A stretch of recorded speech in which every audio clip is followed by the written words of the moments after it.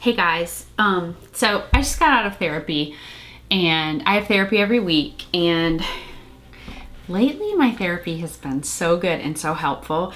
And I was just reflecting with my therapist about like just the growth that I've experienced and the way that I have, I don't know, learned about myself over the last 10 years and what I've learned about myself. And I just really, I'm dealing with a situation. Well, I mean, I'm not dealing with a situation. I'm on the periphery by choice of a situation that just has me thinking so much. And I want to talk to you guys about it. So part of the reason that I want to talk about it is because it's something that I experienced online. I know that I've shared with you guys that I used to have a really big kids channel. And as a side note, it's back up. It was gone for 3.5 years and it's back up. So anyway, if you're interested in that, or if you have young children that are interested in that, you can go check it out. It's called DCTC. Anyway, DCTC was a huge channel, and I interacted with my viewers all the time, and I loved it. That was probably my favorite part about the channel. I loved creating content, but I really loved connecting with viewers and just having that experience. It was very meaningful to me. But it was also a really stressful time in my life because I was recently divorced, and I didn't feel comfortable sharing that because the channel was for young children, and it just didn't feel appropriate to bring up that topic, that complex personal topic. So I was going through a divorce. I was actually divorced. I was going through a divorce, and then I was divorced. And I was in my mid 40s, and I feel like I have a young spirit or a young voice, and people always think that I'm younger than I am. And so there was so much pressure I felt like there was so much pressure to look the part. And I would get a lot of comments, and I'm assuming these are not children because kids don't care about that kind of stuff, but maybe it was parents or whatever that would say, like, you know, talk about my wrinkles or talk about my hands, how old my hands were. And I'm like thinking, like, dude, I'm like 45 years old. Like, I mean, I've lived some life. I've been out in the sun. That's what happens. And so I think part of that is that we live in this very filtered world now, right? Where you watch Instagram or TikTok or wherever you consume your social media, and nobody looks normal. Like, nobody has pores, nobody has wrinkles. It's crazy. And so anyway, I feel like I really want to talk about this because it definitely had an impact on me as a YouTuber. And I still feel nervous because I know a lot of you watched me on DCTC or watch me on the Amy Jo Show and see that content that's from many years ago. And, you know, I do look different. I have aged. I'm 52. I mean, I'm 52. Like, I don't know what to say. Aging happens, and I wish we could all just embrace it. But anyway, that's a different topic, and I might want to talk more about that at another time. But what I want to talk about today are the things that I wish I would have known when I was younger. Because there's a lot. There's just a lot of growth that happens. I guess if you're lucky, it happens in your 20s and 30s. For me, it didn't happen until like my late 30s into my 40s. And all throughout my 40s, I just have learned so much about myself. But what has prompted me today is this situation that I am on the periphery of. On TikTok, I follow a young woman who was living in her van. And it was because she was going through a divorce. She couldn't afford to live on her own. These are things that, like, I could relate to. You know, it's a struggle. Like, she's in her 20s and I struggled a lot in my 20s, kind of finding my way. And so I got really attached to her as a person, and I got attached to her story. And yeah, she has figured out a way to support herself in a way that down the road she may regret. And I'm not gonna, judge her decision to do what she's doing, but it's very lucrative. And so she was living in kind of like a minivan, and then she upgraded to like one of those really cool vans, and shared with all of her followers that she was able to buy it like in cash. I mean, that's like $80,000. So everybody's like, whoa, how is she making all this money? And she was pretty candid about it.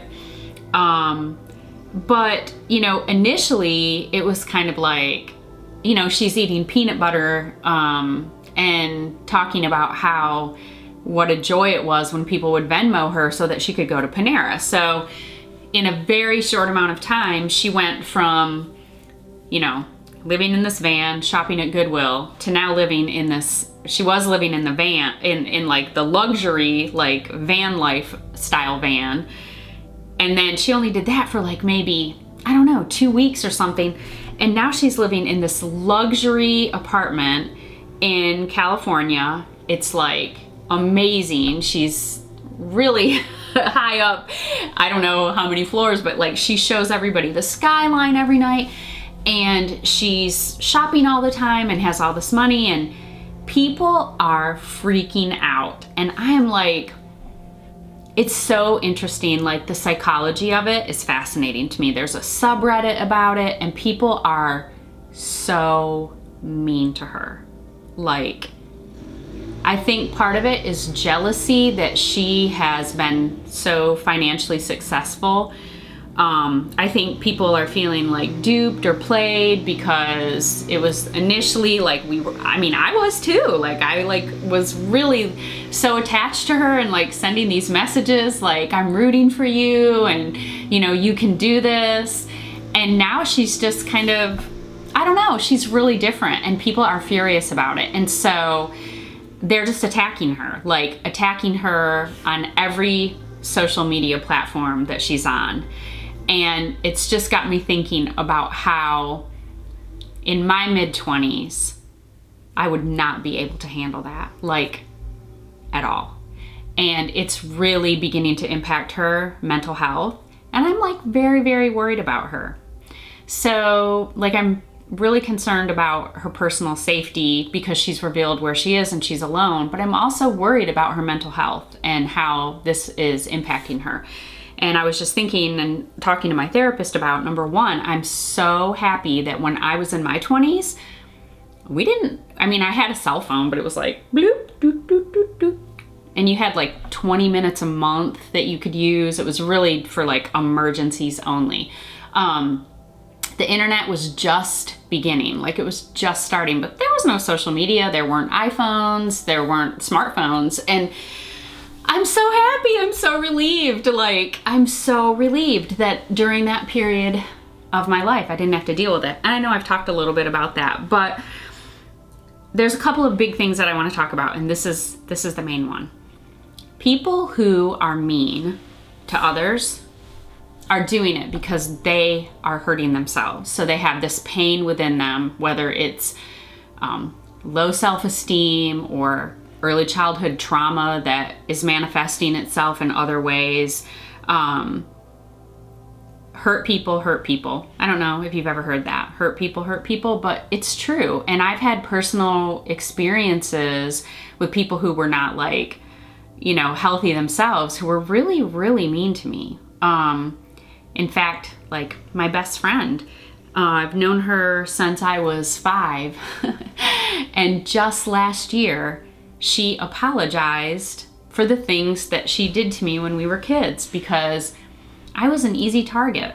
I was like non-confrontational, and she would argue with me and I wouldn't fight back. I would just accept what she said. And I mean, that's really sad too. And that was because of my own experiences in my childhood and what they did to me and to my confidence. And so it was fascinating to me that, you know, she called me to apologize all these years later. I mean, we're still best friends.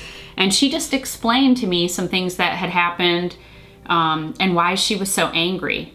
And I never knew. And I love her, and, you know, I really, really appreciated that she did that. But anyway, if you are experiencing like online bullying, to the best of your ability, just realize that it's not about you. It is not about you. Somebody is downloading their pain onto you. Bullies, you know, they're suffering, and it's not an excuse for their behavior, but it's just something to tuck away so that maybe you can, you know, kind of put like a titanium armor around yourself and let those hurt words just ping right off it. That leads me into another thing that I wish I would have known when I was in my 20s or in high school. Nobody's like thinking about you. Like, you know, I would get really caught up in like what I was gonna wear and how, you know, the clothes, my hair, and just all of it. And I was so concerned about what everybody was thinking about me. But the reality of that is that nobody is thinking about you. Like, no one was thinking about me. They were thinking about the same things that I was thinking about. They were worrying about themselves, like in their own clothes and their own hair and their own awkwardness. And that's something that I wish I would have known. I really get that now as a grown-up. Like, it's not about me. If somebody's being a jerk to me, it's not about me. If somebody's staring at me, it's not about me. It's all a projection of like their own junk. So if you can take that on and just process through that, it will serve you well. Okay, another thing that I wish I would have known, I am a fixer, or actually I'm not a fixer anymore. I'm recovering from being a fixer because of all my therapy. So I am like a natural cheerleader. Like, I was literally a cheerleader, and I am like, just in personality, I am a cheerleader. Like, I am on board for anybody. Like, yes, you know, we can do this, and I'm gonna be right there to support you. And, oh, you've got this problem, let's brainstorm through it. Let's talk it out. What I've learned is that, well, number one, you can't fix anybody. They have to fix themselves. You can't change anybody. If somebody wants to change, it comes from within. Me wanting somebody to change, it doesn't matter. So, you know, that's not the way change works. But what I learned is that part of the reason that I am such a fixer is because it allowed me to focus on somebody else and their issues rather than my own. So I thought that was interesting. So I've been working really hard on that, and I am happy to say I'm no longer a fixer. I'm gonna wrap it up with this. The last thing is I have made mistakes in life, and they were always when I was trying to be somebody different than who I really am. So I guess, I don't know, I don't want to say it's advice, but this is a big one. I wish that I would have known that it's always important to be your truest self, your most authentic self. When you are who you really are and you do the things that you enjoy, you're gonna attract the people that enjoy you as a person and enjoy the things that you enjoy too. Does that make sense? Gosh, I said enjoy so many times. I've tried to explain this to my kids. I have 20-year-old twins, and I'm like, not really anymore because they're young adults, so I don't really give them advice unless they seek it, which they don't. But, you know, just trying to be true to who you are, which is so hard in like high school and college because you're figuring all of that out and you want so deeply to like fit in with others. But if you will just be true to who you are, then you'll always be surrounded with people who love you for who you are and who have similar interests and philosophies about life and things like that. So I spent a lot of time really in my 20s, like, I don't know, trying to be somebody that I wasn't, trying to please people, you know, trying to be the right version of myself so that I would feel like people loved me. And that's just such a dangerous, unhealthy game to play because it always comes back. So, huge mistake. I am, you know, really just, I don't know, be your authentic self, okay? Be your authentic self. Okay, and last thing that I want to say is, I actually don't have anything else to say. Okay, so now I'll just pose for a thumbnail. Are you ready? Here we go. Last thing I want to say. Yesterday I recorded what I think is a very fun video about all my plants. I have become like total old lady plant lady because I'm dealing with like all this empty nest pain for my children going to college. So I've become crazy old plant lady. So I did a video on that, and I've got a really fun video, a really fun like polymer clay video. I'm gonna make some earrings and a little dish. And so be sweet to yourself, okay? And I'll see you soon. Bye.